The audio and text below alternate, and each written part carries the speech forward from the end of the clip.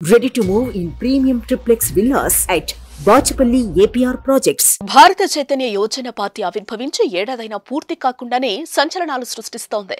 ఆవిర్భావ సభతోనే TDP YCP గుండెల్లో రైళ్లు పరిగెత్తించింది. పుంగనూరులో మంత్రి పెద్దిరెడ్డి రామచంద్రారెడ్డిని ధీటుగా ఎదుర్కొంటూ సై అంటే సై అంటోంది. బీసీవై పార్టీ అధ్యక్షుడు బోడే రామచంద్ర యాదవ్ స్వయంగా అక్కడ రంగంలోకి దిగడంతో పాటు టీడీపీ యువనేత నారా లోకేష్ పోటీ చేస్తున్న మంగళగిరులను బరిలో నిలిచారు. బడుగు బలహీన అణగారిన ఇతర వర్గాల్లోని పేదల తడాకా ఏంటో ఆ రెండు పార్టీలకు తెలిసొచ్చేలా అడుగులు ముందుకు వేస్తున్నారు. ఇందులో భాగంగా మంగళగిరి అసెంబ్లీ నియోజకవర్గం బీసీవై పార్టీ అభ్యర్థిగా గురువారం ఆయన అట్టహాసంగా నామినేషన్ వేశారు.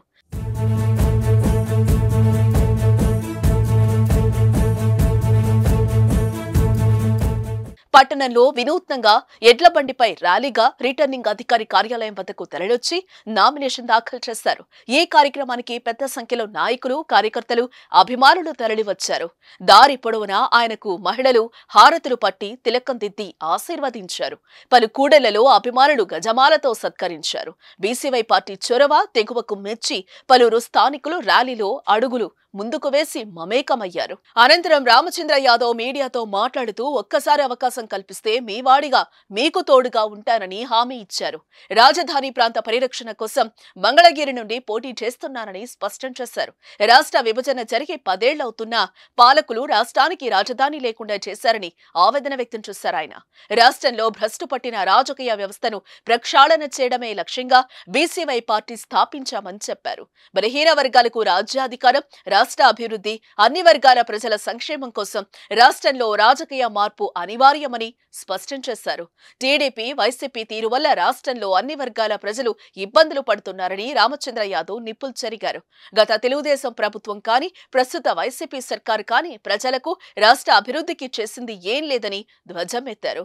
ప్రభుత్వ ఉద్యోగులు, పోలీసులు కూడా పాలకుల బాధితులేనని చెప్పారు. ప్రకృతి వనరులను దోచుకోవడమే రెండు పార్టీల నేతలు పనిగా పెట్టుకున్నారని విమర్శించారు. ఎస్సీ, ఎస్టీ, బీసీ, మైనార్టీ వర్గాలు రాజకీయంగా, ఆర్థికంగా ఎదగాల్సిన అవసరం ఉందని అన్నారు. ఇప్పటి వరకు ఈ వర్గాలను ప్రధాన రాజకీయ పక్షాలు పట్టించుకోలేదని తెలిపారు. ఓటు బ్యాంకు రాజకీయాలు చేయటం, కక్ష సాధింపులు, ప్రశ్నించే వారిపై అక్రమ కేసులు పెట్టి వేధించటం కళ్లెదుటే కనిపిస్తోందన్నారు. బీసీవై పార్టీకి ఒక్కసారి అవకాశం ఇస్తే అసలైన మార్పు ఎలా ఉంటుందో రాష్ట్రంలో చూపిస్తామని హామీ ఇచ్చారు. తమ పార్టీ రెండు ప్రధాన రాజకీయ పార్టీలు వైసీపీ, టీడీపీలకు సమదూరమని చెప్పారు. అందుకే వైసీపీలో నెంబర్ 2గా ఉన్న పెద్దిరెడ్డిపై, ఇటు టీడీపీలో నెంబర్ 2గా ఉన్న నారా లోకేష్ పై తానే స్వయంగా పోటీ చేస్తున్నానని తెలిపారు. ఇదిలా ఉండగా ఈ నెల 25వ తేదీన పుంగనూరులో కూడా బీసీవై పార్టీ అభ్యర్థిగా నామినేషన్ దాఖలు చేయనున్నారు రామచంద్ర యాదవ్. ఇటీవల విడుదల చేసిన పార్టీ మేనిఫెస్టో సంచలనం సృష్టించిన విషయం తెలిసిందే.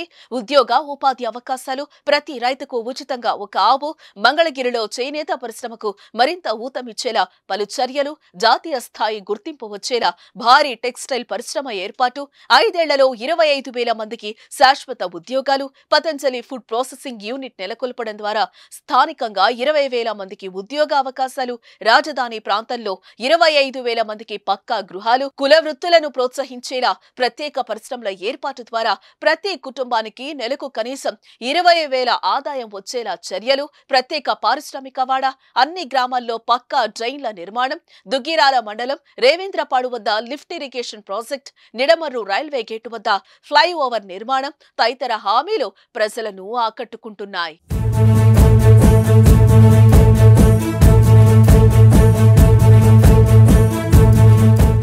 సుమన్ టీవీలో మీ పర్సనల్ అండ్ బిజినెస్ ప్రమోషన్స్ కోసం కింది నెంబర్కి కాంటాక్ట్ చేయండి.